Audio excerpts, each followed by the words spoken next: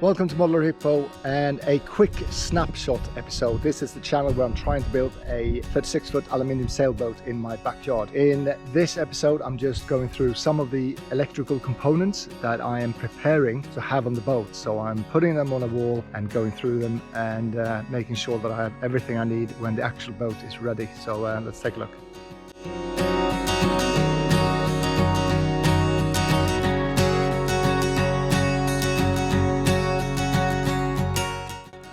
Pushing forward with the electrical components, and I've just fired up the motor and let it spin for a while because it has been standing and I don't like things standing too long without being run, so I'll run it for a few minutes. Got some new parts that will allow me to push the 12 volts circuit forward for the boat. So this is 3 meters of 10mm 2 Ocean Flex cable, so it's tinned copper cable. And we also have a 40 amp fuse for the Lynx distributor that I will connect the 48 to 12 volt charger to. I also picked up a consumer unit that's going to be used for the 230 volt circuit and a 10mm 2 cable for that purpose as well, and a couple of fuses. So I'm going to start with kind of putting these on the wall and start to connect them, and we'll see how far we get. Forgot about this one. We have a second Lynx distributor because the 4 ports on the first one has been occupied by the motor and other things. So I'm extending it with another 4, and one of those 4 will be the connection point to the Orion-Tr smart charger that I will be connecting. So let's start with unpacking this one. So it's exactly the same one as we already got. So it has the 10mm size studs, so I can put them two together. They come as M8 and M10, so M10 is the new version. So if you have an M8, you need to get an M8 if you want to extend. If you have an M10, you need an M10. So let's put this on the board. So I guess what we want to do is move all of this over on this side, and then we can fit another one of these Lynx distributors here. That should give us more ports.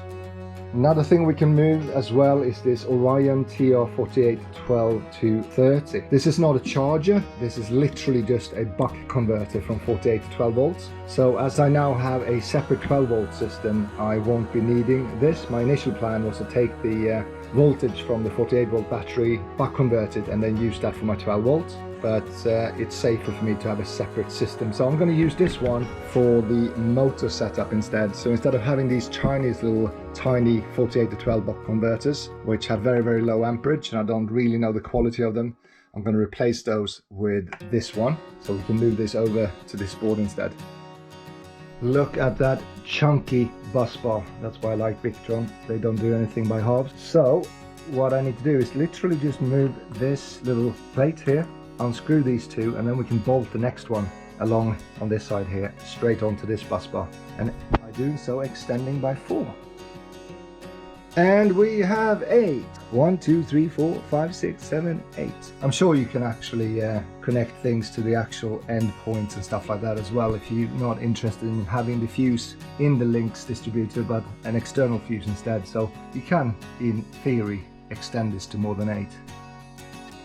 This is the 40 amp fuse that I will be using for the charger. So I'm going to stick that on this port as it's the next in line. And then we can connect the 10mm 2 cable to the actual charger, and we should have that up and running. 12 volt circuit can go up here for now. It should give me a good run of the AC cable down to this box, and not too much cable needed for the 48 volt connection. Okay, so we have the cables in place from the 48 volt battery up to the charger. So as you can see, I have 25mm 2 cables here and 10mm 2 cables here. The reason being is that it takes less amperage to deliver 30 amp from the 48 volt battery than it takes from the 12 volt battery. And that's why the cable size goes up, and that's one of the reasons that a lot of people are using 48 volt systems instead of 12, because it kind of reduces your cable sizes as well. Now from input all the way down here behind there and connected to the first port of the Lynx distributor. So I can in theory now put the lid on, and I should be able to turn the battery on we should see some kind of indication of life on the actual charger up here.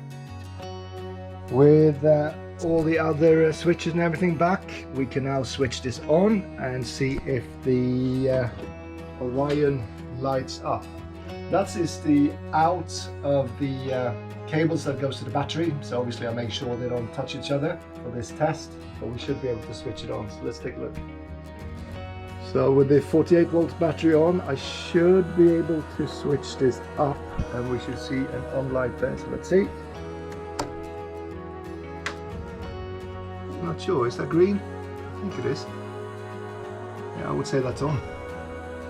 And the Bluetooth light is on as well, so we should be able to connect this to the smart app, which I'm not going to do now. So if we only had a 12 volt battery, we could actually see if it charged, but that will have to come in another episode. As far as the 230 volt Blue Smart charger, this cable here has a 5 amp fuse in it.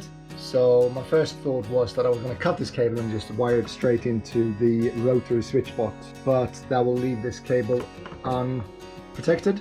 So I'm going to get a female marine plug box instead and make sure that that is connected in, and then have a cable going into the rotary switch.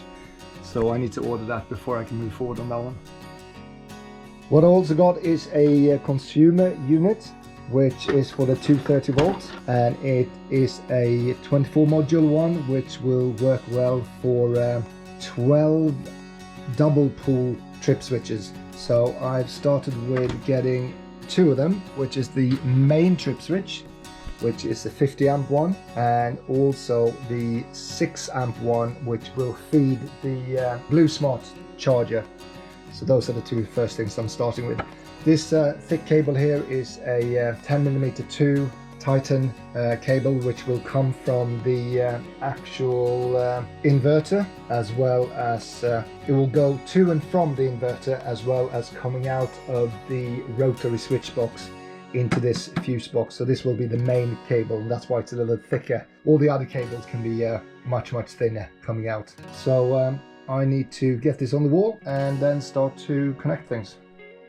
A quick note to self. So now we have an extra distributor, Lynx distributor.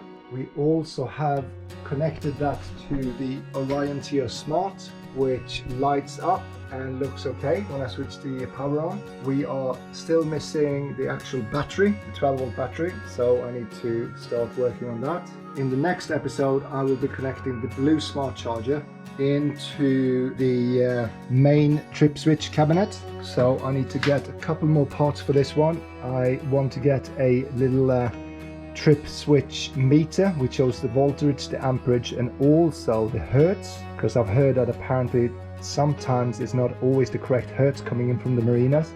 So that is something you want to keep an eye on. So they're fairly cheap, so you just kind of install them here on the same row. So that's something I need to get for the next time as well. And then we can connect this box, and we're more or less up and running on the 230 side and ready to go.